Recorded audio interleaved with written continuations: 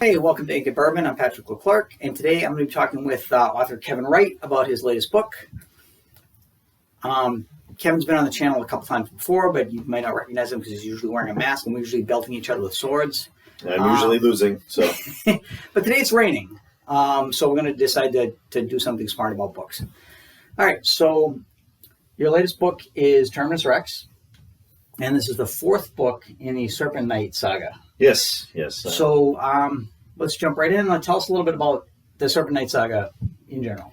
So the Serpent saga basically follows one character. It's told from a first-person perspective from Sir Luther Slythe Crate, who is basically, he's a mashup of my two favorite genres, which is fantasy, which is my number one, easy, and then detective. So think like Robert B. Parker or Lee Childs with Jack Reachers. They just had a TV show come out on Amazon, but there's like 20 books in that series, and it's good. It's very good. So, all right. So,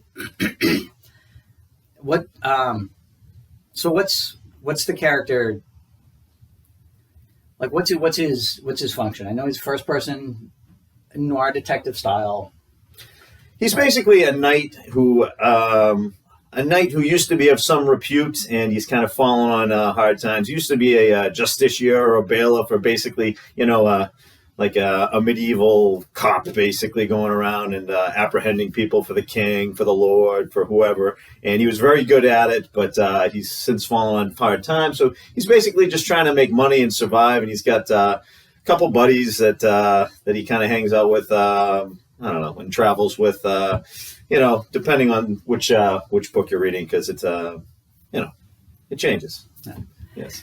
So I've read them all. I think they're a lot of fun, and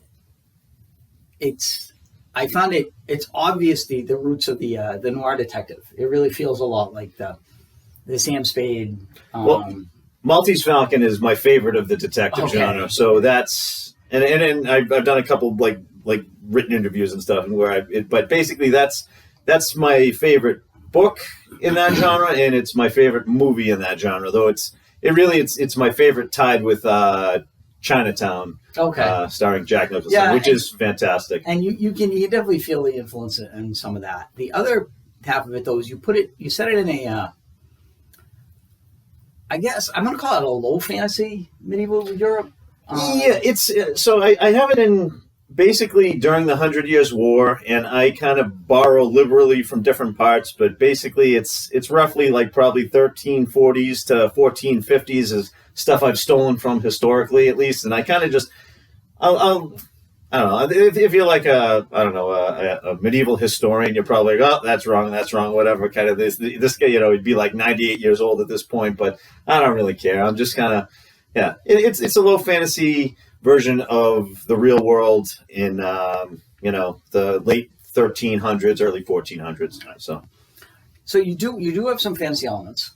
Yeah. So it's not historical fiction. There's definitely some magic and stuff, but it's very much in the background.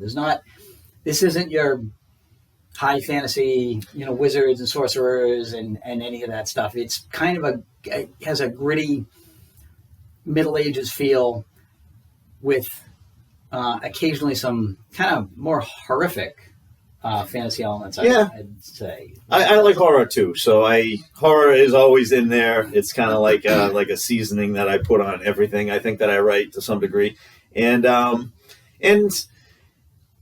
there are wizards in there to some degree. Like, I don't want to give away too much and whatnot, but there's people doing magic or whatever. There's necromancer, stuff like that. But it's a lot more low key. There's no Gandalf running around with a hat and throwing fireballs or anything at people. It's kind of, I try and borrow from real myths and legends and stuff. Like, again, I don't want to give away too much, but like you say, like vampires, werewolves, eventually.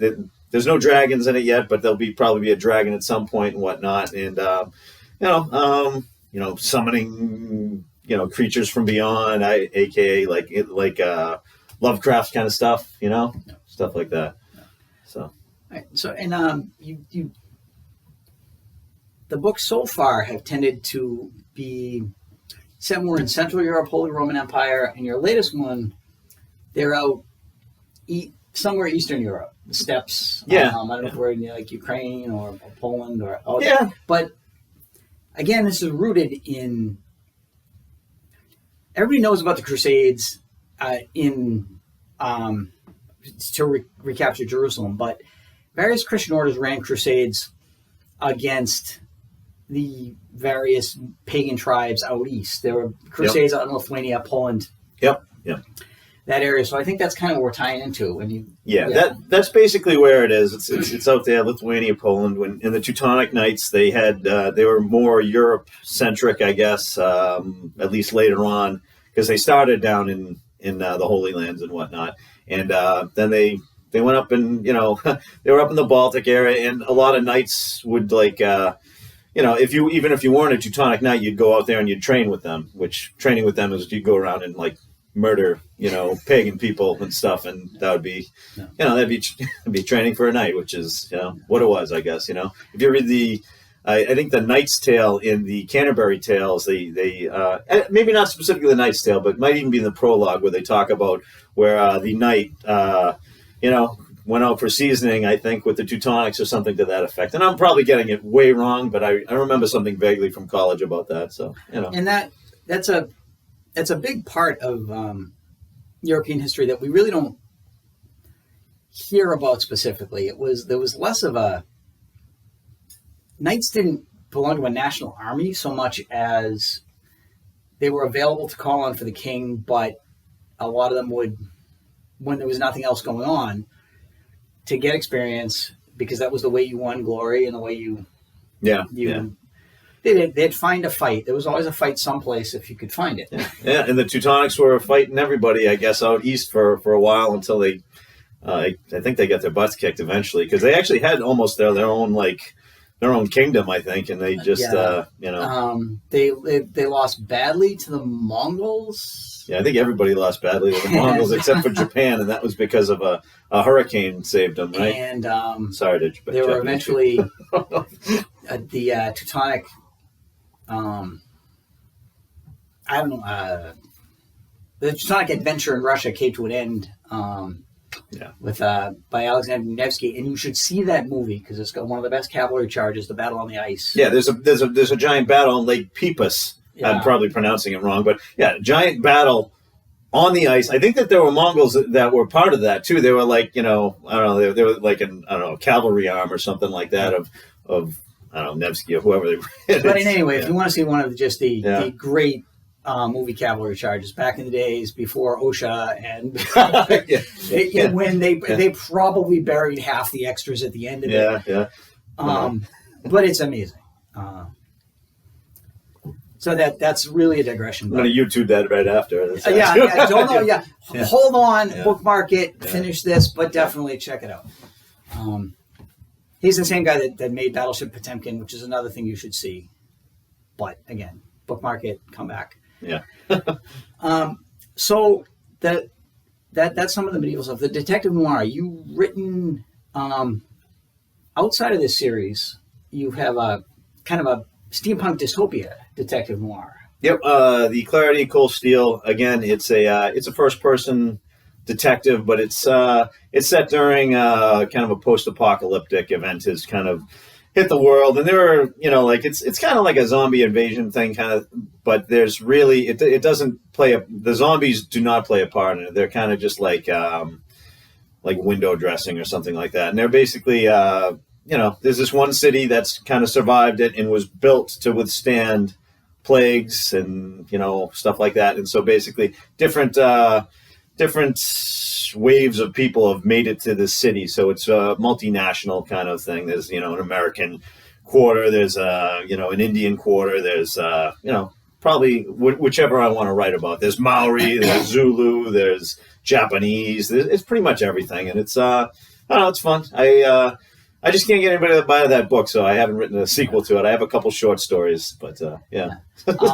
I had a lot of fun with it. I reviewed it. It's Clarity of Cold Steel. You can find it wherever you find books. I described it as if you're only going to buy one post-apocalyptic steampunk Hindu first-person detective noir book this year, it should be this one. Yeah, it's a very tight niche, I think. So. But again, it's a lot of fun because you have that. It's post-apocalyptic, but it has that Victorian feel because you have that very eclectic.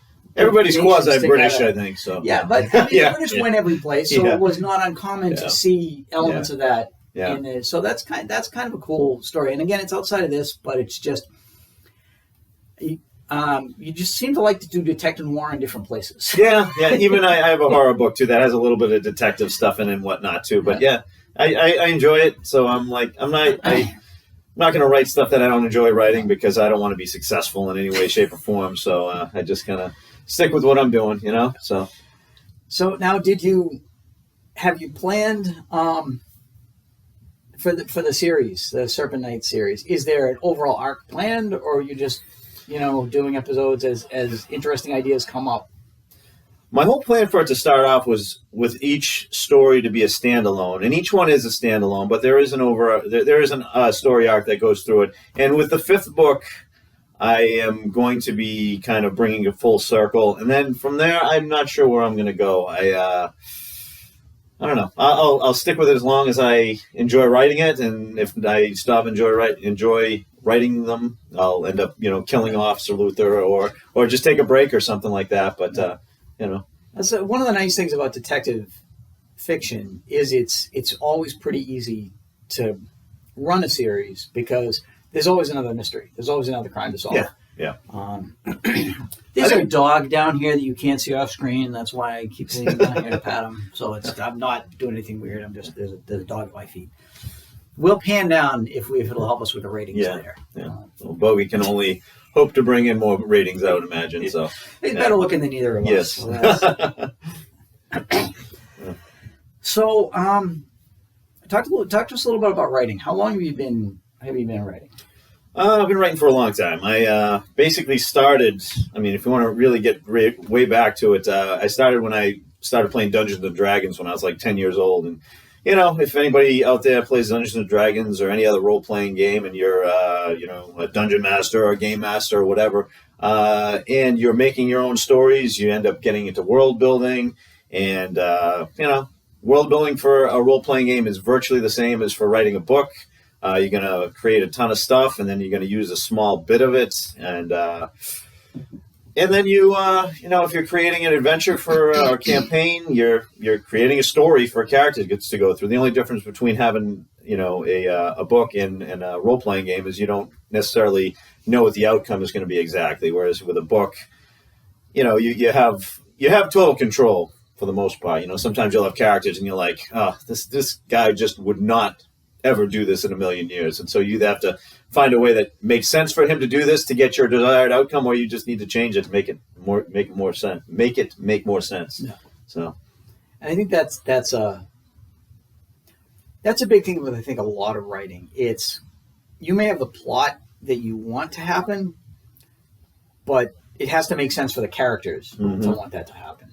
Yeah, if you have to bend it too much, it'll break. And you watch a TV show or you read a book and you're just like, that's just out of character for this guy. Now, maybe they rectify it later on with certain backstory or something like that. But, it can be kind of annoying to you'd be like, if, like Luke Skywalker was like, with Darth Vader, it's like, Luke, I am your father. Let's go destroy, another, let's blow up Alderaan again or another one. And he's like, yeah, sure, that'd be great, kind of thing. It'd be like, well, it doesn't seem right. It would be kind of awesome, but, whatever. I think that that tends to be a big thing in a lot of things that are written by multiple authors over time. You see it a lot in especially long-running characters. I think it's a big thing in comic books because it depends who's writing it. Yeah. You look at somebody like Batman who's been around forever. Yeah. It depends whose Batman you're talking about, whether something's in character or not. Oh, yeah. Yeah. But with us being, Yeah, we have total control. That's one of the nice things about being an indie author is we have total control. We could decide what it's about, how we present it, how how dark you want to get, or how light, whatever. You can decide. You have total control. You have the cover, you have the editing, you have the marketing. It's a lot, but it's also nice if you're a control freak, I guess. Yeah. So I discovered the extent of my inner control freak when I started doing this. Yeah. Because the first audiobook I had done, I listened to it and I'm like, well, clearly he put the accent on the wrong word. Yeah.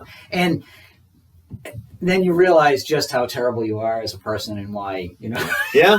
Oh, yeah. Yeah. I knew how bad I was even before, actually. So it's...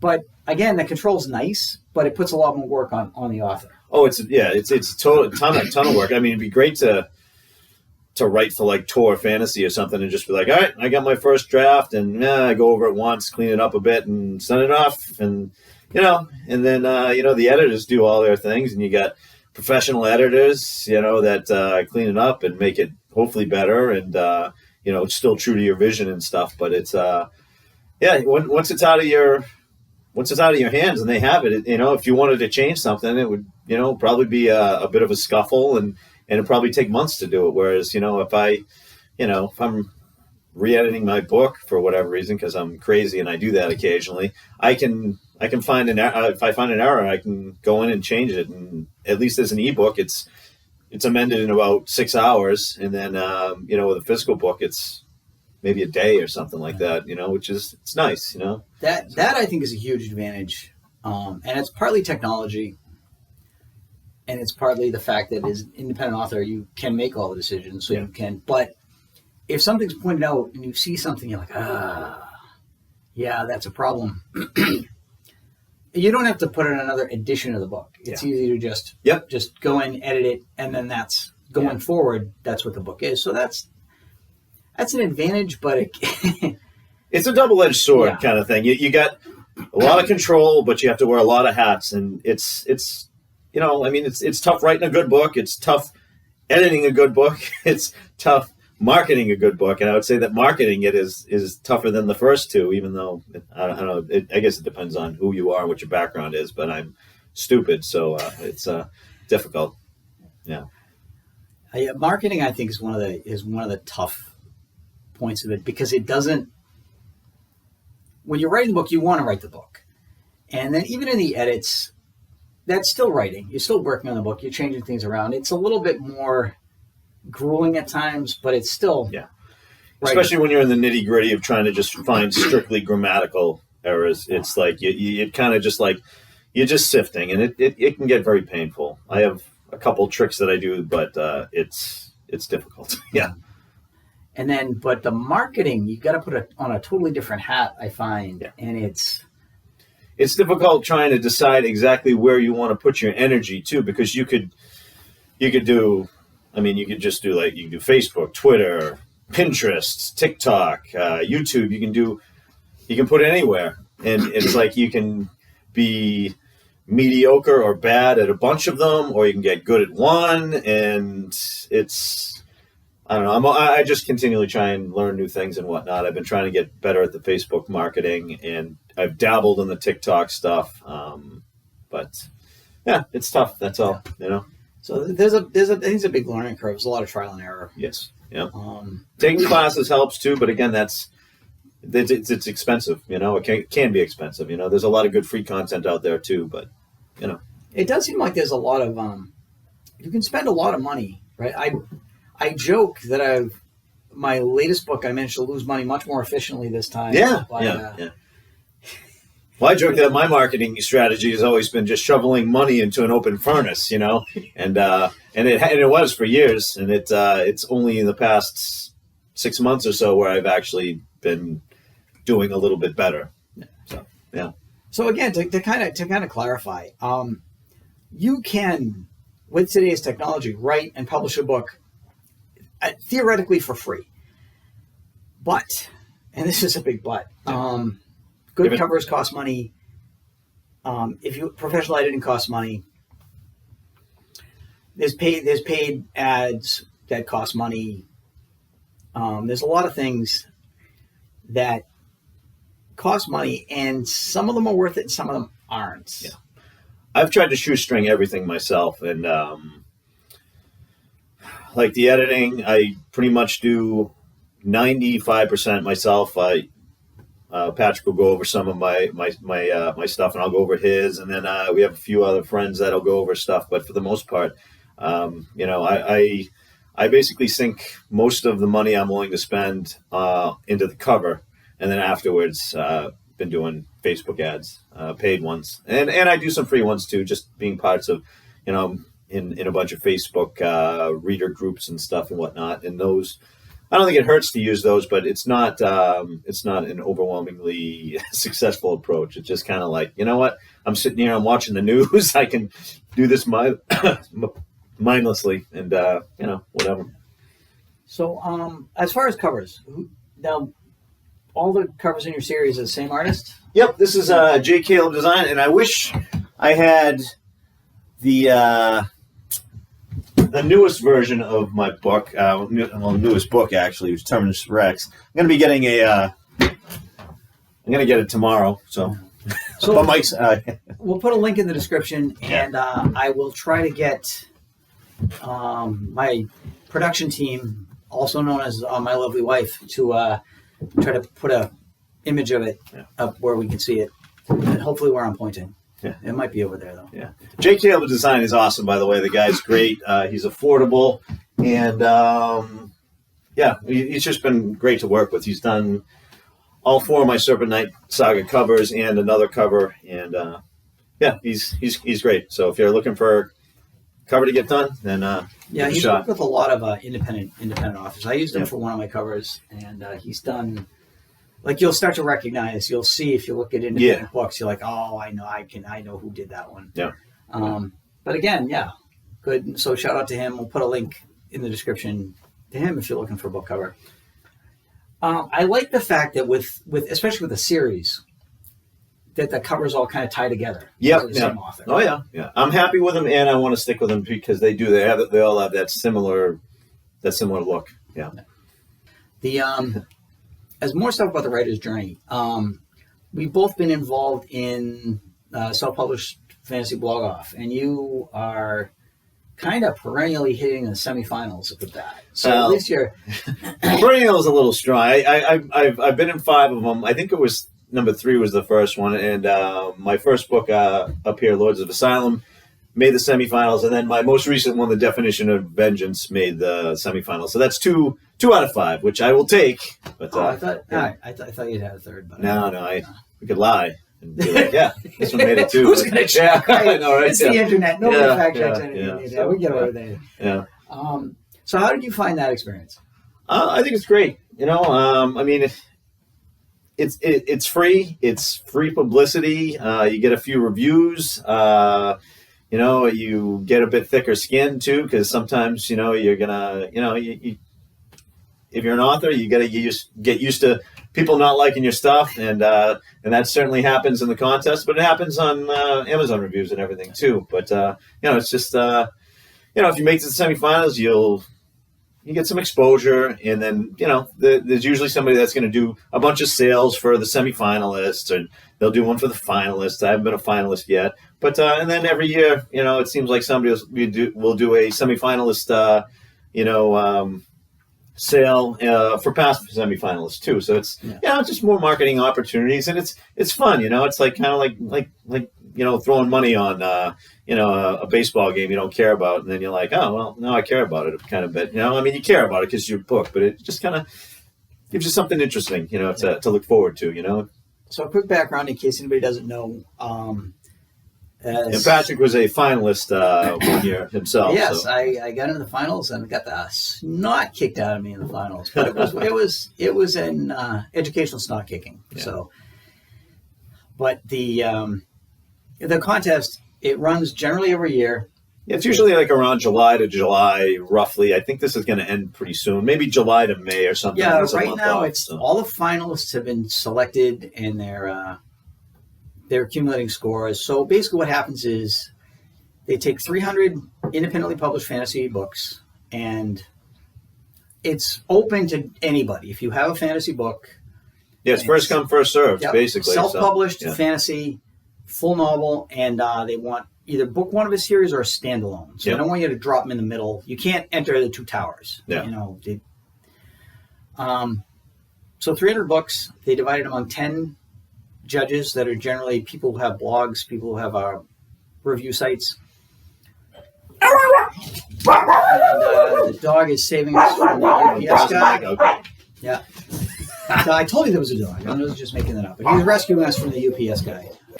All right, so we're back, and we're talking about the SPFBO, SPFBO, which is self-published fantasy blog off. So again, they accept 300 books, split them among 10 reviewers.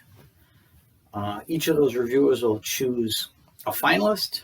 Those 10 finalists go to all the reviewers, and then the scores get collated, calculated, and somebody wins.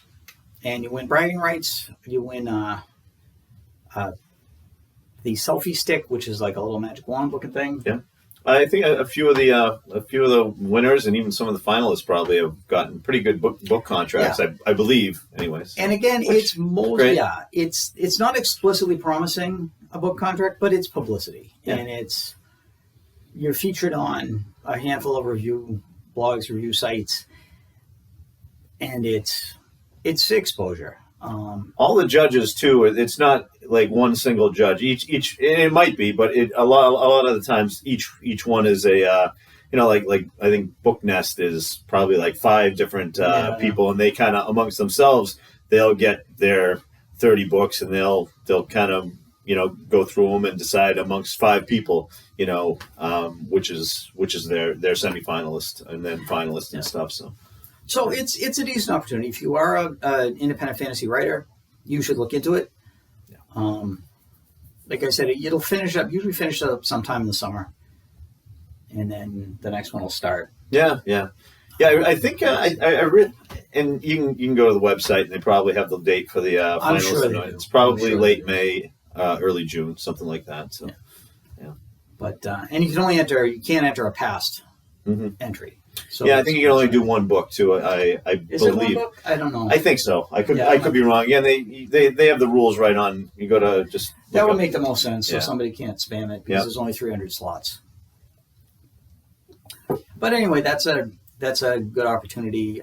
Somebody runs a similar one for science fiction. Yep. Are you still in that one? I am still in that one. I have my book that we talked about, The Clarity of Cold Steel, is a semi-finalist right now, and they're working their way down to finalists. I think in this one there's 7 finalists instead of 10, however it works out. And that's the we'll SPSFC, which is self-published science fiction contest.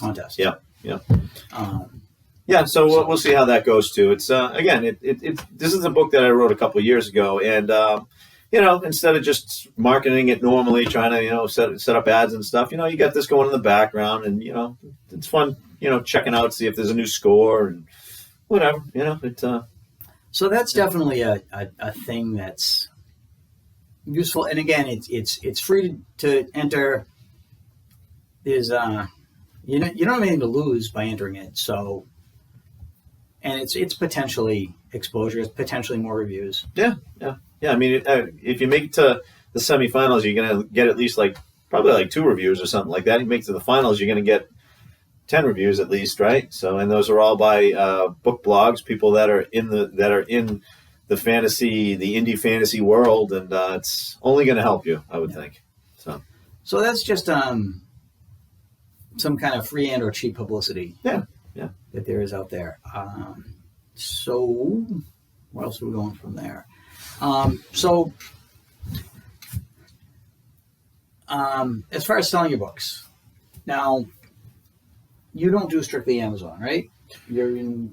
I am back right now to doing Amazon only for my ebooks, and I have all my other books available physically everywhere. I had been going wide, as they call it, last year, and I tried that out, and I wasn't really selling anything on the other forums. Basically, Apple Books, Barnes and Nobles, and then there's probably 13 other ones out now. But one of the things for going through draft to digital is kind of you can go, set a book up and with them, and they're connected to Smashwords now, I think too, and then they can send it to everybody if they want. But Amazon, I believe, is still. I mean, they used to be 85% of the ebook market, and they're probably still around there. I could be wrong, but I've been doing a lot better back in Amazon. I've been kind of covering my ad spend just through Kindle Unlimited, and so anything I make on top of that has been profit, which has been good. And I'm not talking a ton of money right now, but I'm at least positive, which is good. So it seems that that was my experience too. With at first it seemed like, why do I want to restrict myself to Amazon? Mm-hmm. I want to be everywhere, and then 99% of your sales are Amazon, and the whole 1% of being everywhere else was not really worth the. Yeah. Again, I'm not endorsing anything. I'm not endorsing any practices. It just seems like as a writer, Amazon's kind of the elephant in the room. It's kind of hard to avoid them. Yeah, yeah. There's ways to sell directly to your readers and stuff too. Through Facebook marketing. I took a class on that, and it was a very good class, and I learned a lot actually. But the overhead on that was expensive, and I was trying to find a way to cheapen it down because I'm cheap. But I was not successful with that. I may revisit that at some point, kind of thing. But right now, I'm just sticking with Amazon for the most part. So yeah. All right. So apart from writing. Tell us a little bit about yourself. What do you do? I'm a firefighter in my hometown. Firefighter EMT, though mostly have been on an ambulance for the most part for a few years. So I've been doing that for this is my 17th year there. And before that, I had been working strictly in EMS on an ambulance in one of the neighboring towns. So, geez, I don't know. What's that? 20-something years, something like that, which is kind of crazy. But that's what I've been doing for. What's that? 1999 started. Was it 99? Yeah, holy crap! Yeah, that's nuts. But we met working the ambulance together. Yeah, like 24, 25 years ago. Yeah. So it goes by fast. It does. Yeah, if you have kids, don't let them grow up to be empty. Yeah, I know. And have we done a bunch of sword fighting? Yeah, I've always liked martial arts stuff. I've never been good at it or anything like that. But latest we've been doing HEMA, which is historical European martial arts. For the better part of 10 years. It's close to that. It's basically just beating each other with swords and other medieval weapons and stuff, but we kind of consider it's first off, it's fun. Yeah. It's a lot of fun. It's good exercise, and then we can also kind of rationalize that it's research for our books and stuff too. Yeah, which is maybe you have nice, to try to explain the purchase of a sword to your wife. It's research for that. Yeah. For my writing career that I lose money at. That's right. Yeah. So, but yeah, it's awesome, So. All right, and any other interest? Any other? You want to plug? I got nothing. All right. I'm not that interesting. That's So buy Kevin's book. You won't regret it. I have a review up. I'll link to that.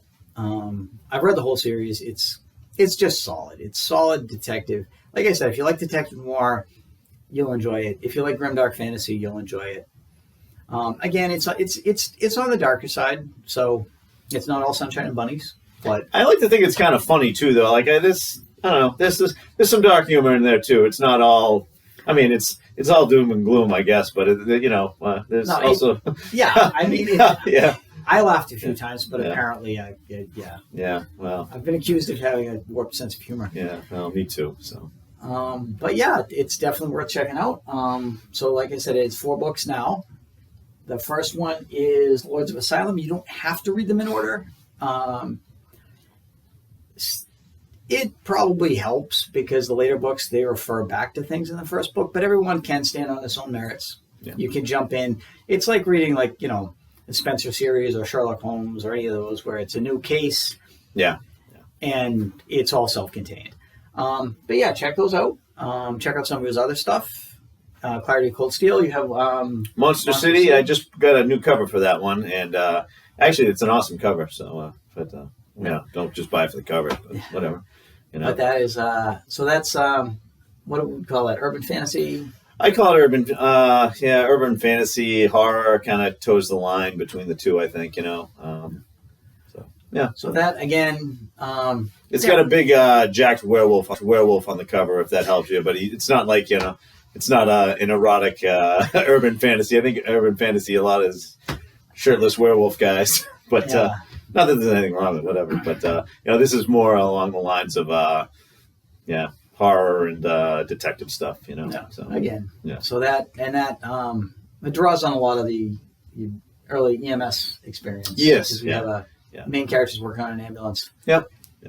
Gets involved in some urban fantasy horrific shenanigans, but that's another solid book. Again, you'll find links to all that stuff in there. So thanks for coming on and talking to us a little bit about that. Thank you for having me. I appreciate it. Yeah. We'll probably come back on at some point and talk about a little about writing and other books. Anytime. And maybe review some stuff. But there you go. So check out the links, like and subscribe, buy Kevin's book, buy all of them, buy my books just out of sympathy. Yeah. And thanks very much. We'll hopefully